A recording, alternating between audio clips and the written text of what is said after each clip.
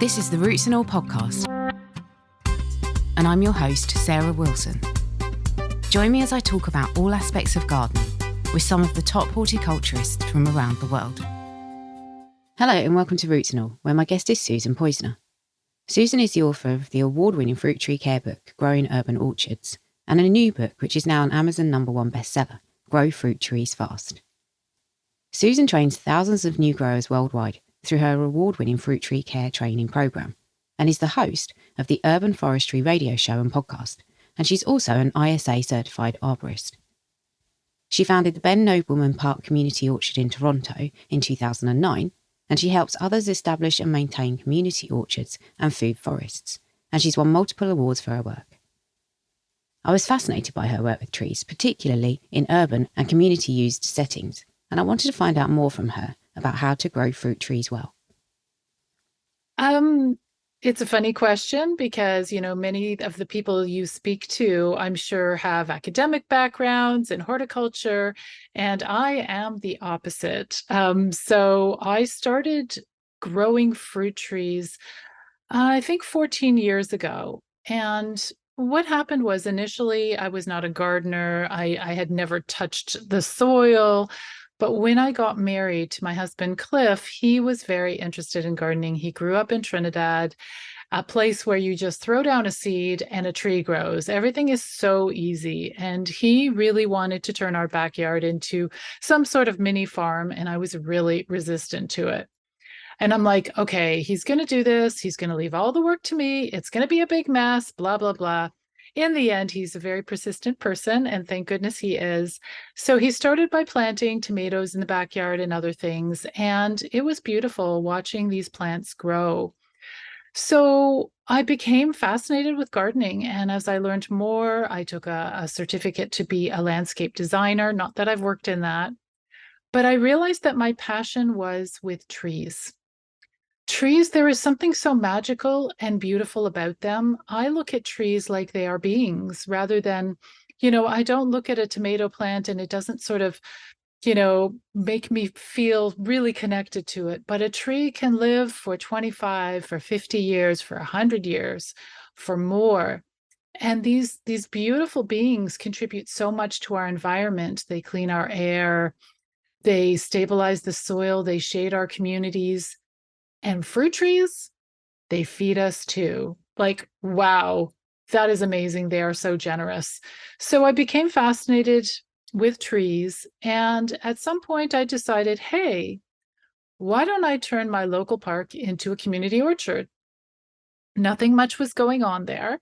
So I decided that I would look into this. I spoke to the city supervisor, park supervisor.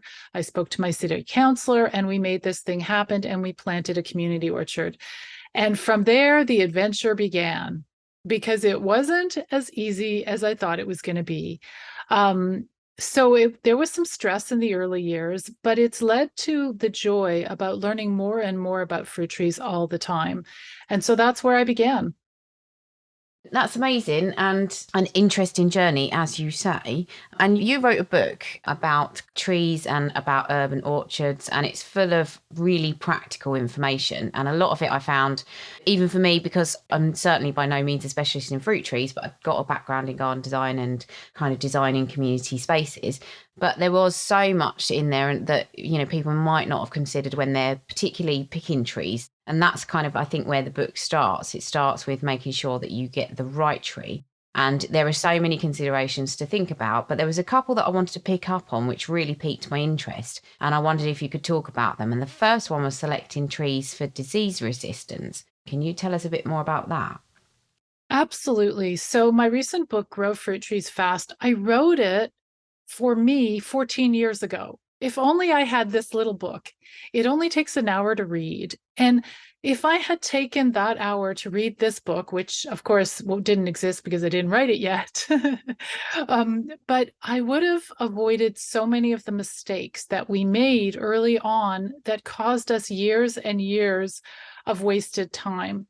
And one of the biggest mistakes that we made was just picking up fruit trees from our local garden center or the big box store or wherever and planting those trees because we were familiar with the cultivars. So, for instance, Macintosh apples. They are from Ontario, which is where I am from, where I live now. Or Honeycrisp apples are incredibly popular here right now. You can get all of these potted trees in your local garden center, and you just look at them and you think, yummy, I love Honeycrisp or Macintosh apples. I'm going to plant them. The problem is that those apples are so popular in the supermarkets because they taste good, because they are easy to ship, and easy to store for the big farms that are growing them, but they are not easy to grow. The farmers that grow those trees use tons of pesticides and fungicides in order to grow those trees successfully. And here I am in Toronto wanting to start a community orchard. By choosing trees like that, I am really setting myself up for some challenges because I'm not going to use fungicides and pesticides, not those strong ones that they use in commercial farms. And in fact, we do very minimal spraying.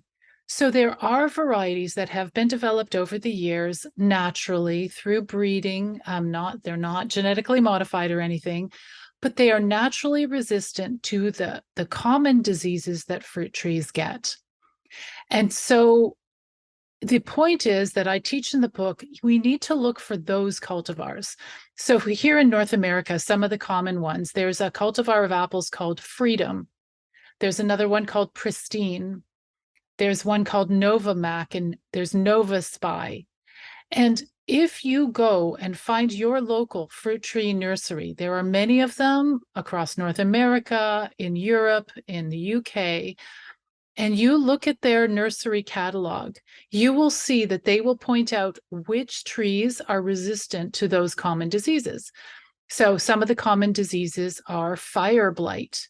That's a nasty one that can really take out a tree early on. Or there's apple scab, and lots of us have seen that everywhere, where you get sort of these olive-colored circles on the leaves and on the fruit, and it ruins everything. It certainly ruins the fun of growing fruit trees. So what you're doing is you're going to be going to a specialist fruit tree nursery and really studying that catalog well to find those cultivars that have delicious fruit that you may have never tasted before, but that are also easier to grow and care for.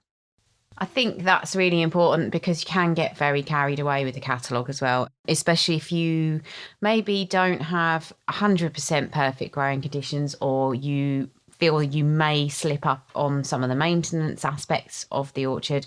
I think that, as you say, don't set yourself up for failure, pick something that's really resilient. And, in that vein, if maybe you're slightly time pressed, or it is a community orchard, for example, I thought the other point that you made about planning for a staggered harvest, if you've got multiple trees, was really interesting as well. Can you talk about that too? Yeah, staggered harvest. Okay, so what happened was early on when we started our community orchard, the park supervisor was the kindest, most lovely person in the world. He was such a good man, and he loved fruit trees, and he grew them in his own backyard. So there were certain things he explained to me. Choosing the right fruit tree was a total puzzle. And I actually teach a 2-hour workshop about it, where I take people through step by step so that they hit all the boxes. They check all the boxes and they get all the right, sort of the perfect combination, the perfect tree for their backyard, and the perfect situation for themselves. So one of the things that he had mentioned was staggering the harvest. I'm thinking, okay, what do you even mean by that? So the idea is that we want our fruit trees with the fruit ripening throughout the growing season. So if you plan correctly when you buy your fruit tree, you can make sure that you have fruit to eat and enjoy starting from, for instance, July. And then you'll have other trees that ripen in August, and others that ripen in September, and others that ripen in October. So you are staggering your harvest. So what would happen is, if you randomly, let's say you went and you looked at your local fruit tree nursery's catalog, and you found disease-resistant trees, you picked 4 of them, they're all apple trees, which is fine, and you planted them, and you realize, all of those trees ripen in September.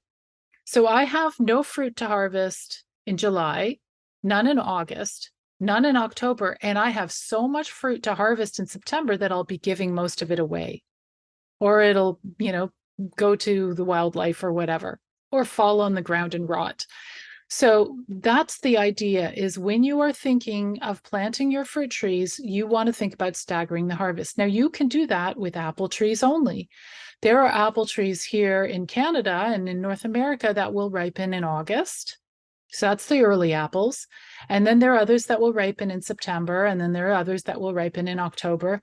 Or you can bring in different types of fruit. You can start with cherries in July and plums that ripen in August, and then apples in September and pears in October.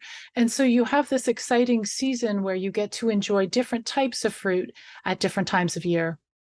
The beauty of your book is that it does point out stuff that you may not consider. And so the staggered harvest is a really interesting point, and it's a really good one to make. And the other thing that struck me when I was reading it, which it might sound very kind of common sense, but actually I'm not sure it's always a consideration that's made. But if you are growing, particularly in an urban area where you are slightly constricted in terms of space, you might plant your fruit tree on a boundary, or you might plant it next to something which is actually, adjacent to a property that somebody else owns or manages. And I thought the point you made about how they manage their property, what might happen to, for example, the canopy of the tree or the roots even, was really interesting. Is that a problem you've come across? And there's certain things people should be aware of? Absolutely, Sarah. I've made every mistake in the book. So I've probably made most of those mistakes. And if I haven't, my students have.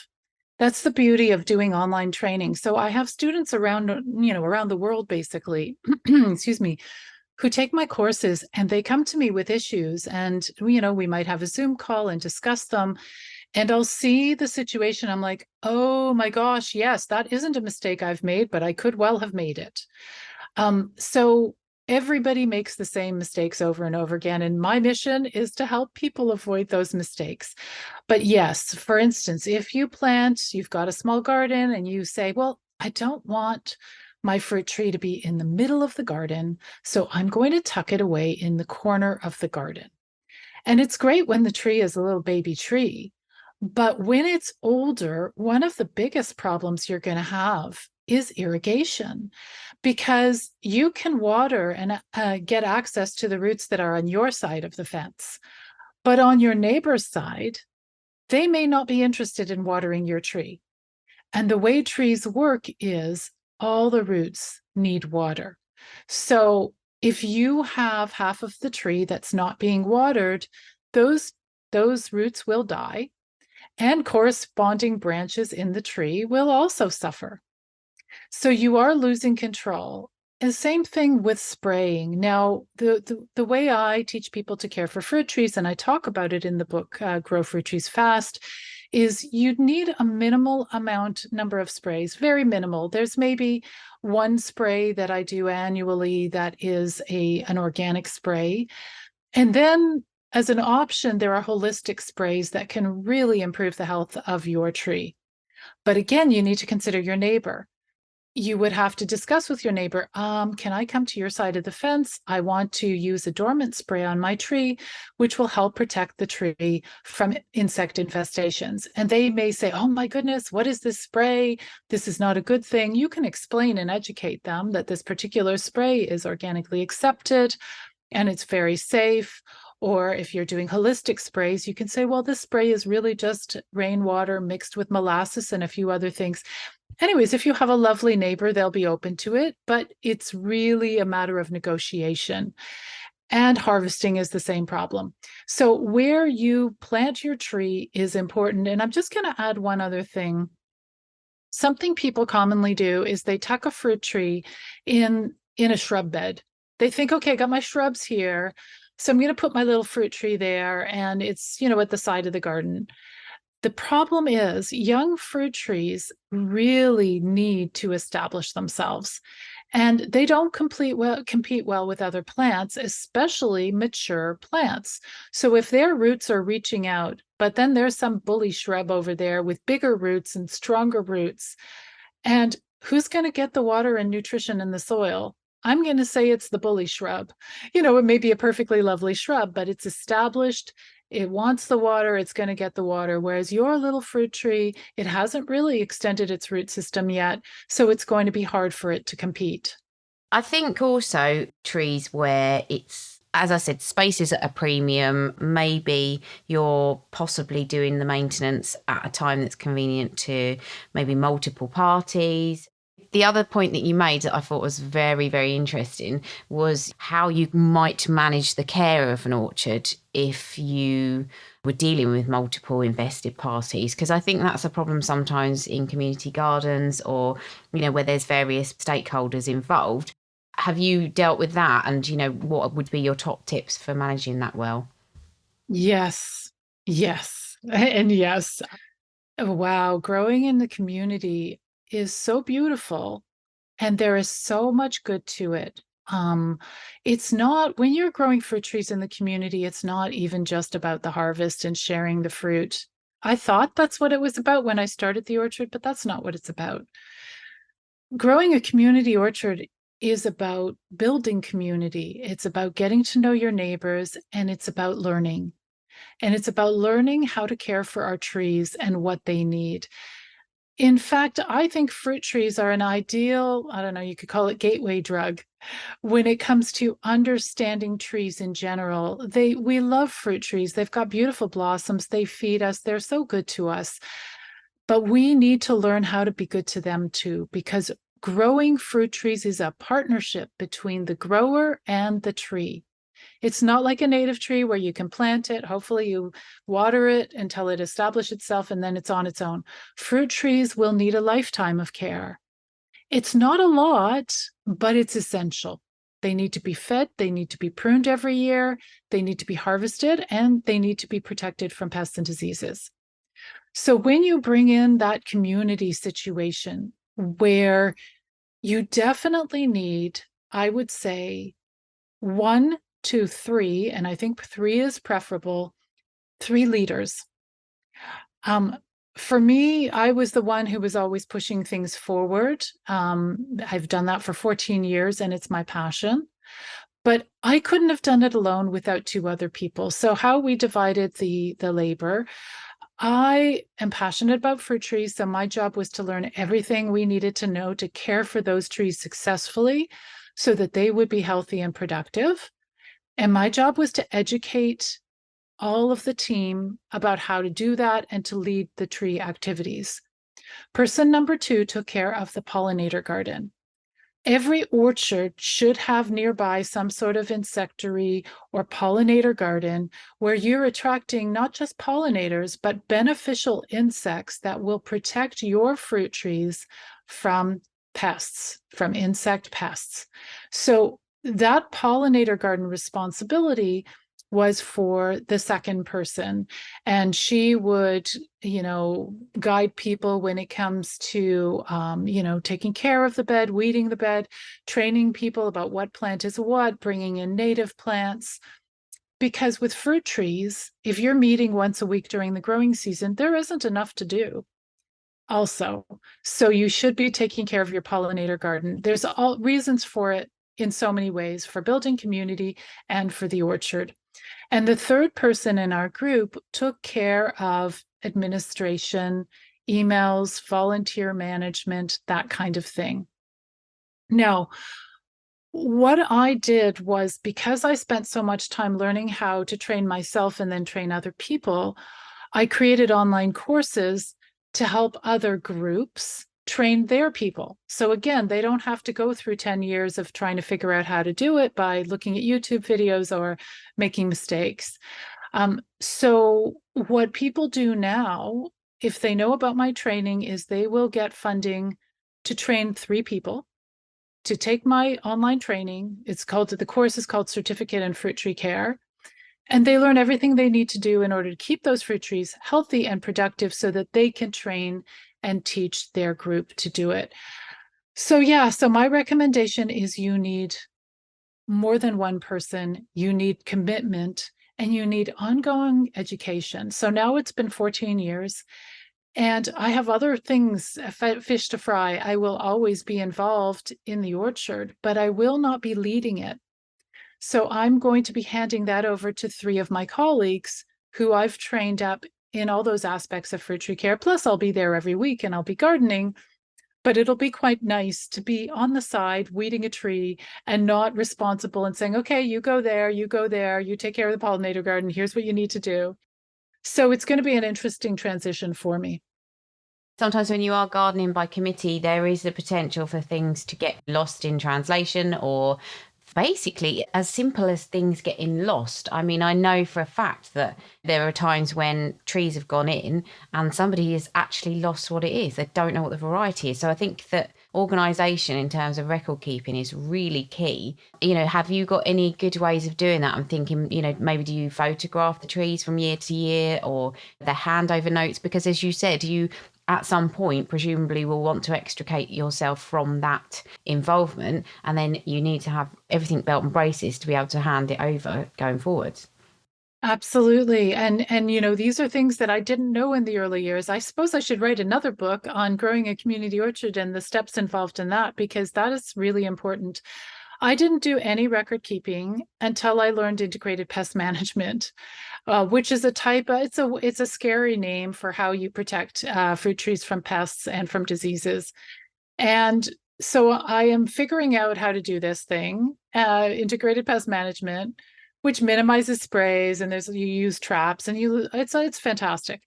But one thing that I encountered was the importance of record keeping. So not only do you need to know what tree is where and what the cultivar is, but you need to know what happened to that tree last year and 2 years ago and 3 years ago. Was that tree, did it have a problem with fire blight? Or did it have some sort of weakness? Was there something wrong? Did I have to spray it 3 times, 2 years ago? Or not? What sprays did I use? How did it respond to the sprays? So as part of integrated pest management, you are actually keeping a log of your different trees and the history and what they've done. Because when you know the history of that tree, you know how to care for it in the future. Oh, it responded really well to this type of holistic spray last year, so let's try that again this year. That kind of thing. So record keeping is important, but one of the funnest parts that I finally figured out how to do is I use a program. There's lots of different programs for this, but a program online that's free that's called Canva, Canva, canva.com. And you can create all sorts of drawings and illustrations and stuff. But I created finally a map of the orchard. And I just did circles for the trees, and I created a shape for the pollinator garden. And so I put a label of what each tree is. And also, now that we are also grafting different branches onto our trees. So for instance, we have an apricot tree that failed. It had a lot of canker in the upper part of the tree. And so we cut it off because we had to get rid of the canker. But we left the rootstock to grow for a few years. And so in this past year, we grafted different cultivars onto that rootstock, including, what's interesting is, so it was an apricot tree. So we did one graft that is for an apricot cultivar, and another one that's for a plum cultivar, because they work really well together. So it's now going to be an apricot tree and a plum tree all in one. And so all of that I can put in my map. I could say grafted, 2022 with this such and such a cultivar, and you can keep track of those things. And then you can hand that map and your notes over to the next leader of the orchard. But I would say to anybody who does want to start a community orchard, you need to be committed. My city councilor said to me, Susan, are you going to stay in the neighborhood for 5 years? I said, absolutely. He said, okay, then I support you in this project. He knew that there's no guarantee I was going to be here for 15 years, even though I was and am. But you need a commitment. It's not a let's plant those trees and walk away thing. You have to give it some time. Yes, sorry to labour the point of the community orchards, but it's so interesting, and you've got such a lot of experience in that I couldn't kind of resist going off on that slight tangent.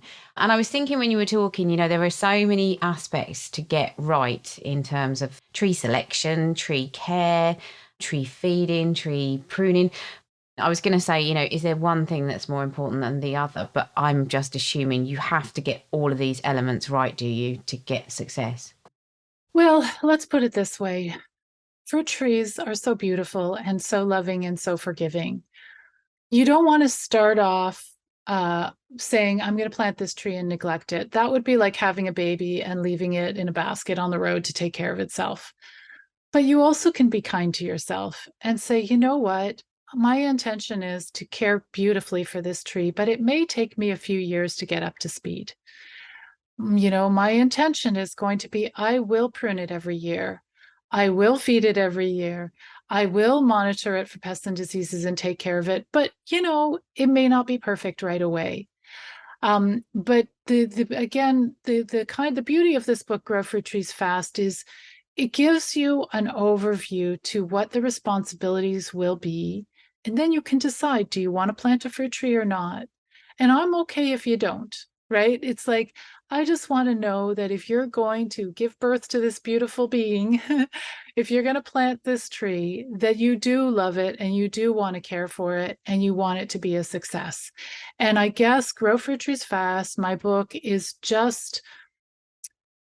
it's just to say to people, think about your tree. Don't just think about the harvest. And if you're game, go for it. You'll be a great mom or dad to that tree. But if you just want it as a decoration and so that it's all about me, so I can get the harvest and when's the harvest coming and that's all I care about, then instead go to the supermarket and buy some fruit. Many thanks to Susan for sharing her knowledge. Thanks to you as well for listening.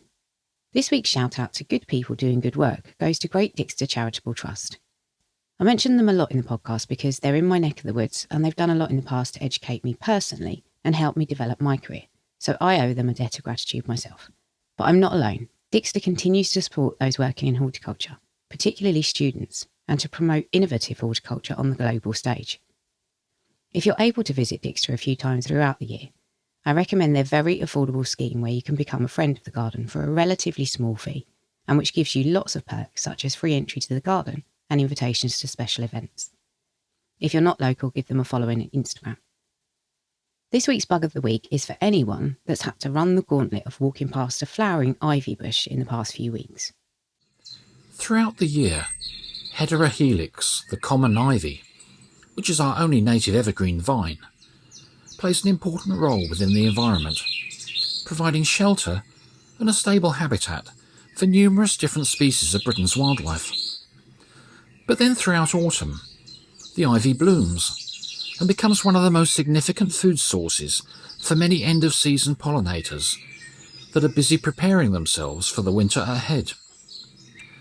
Attracted to the plant's yellowy-green floral clusters by their pungent perfume, the generalist feeding wasps, bees, flies, beetles, and even late-season butterflies will often transform the normally serene appearance of an ivy into a frenzied hive of activity as the insects compete for the flower's freshly produced nectar.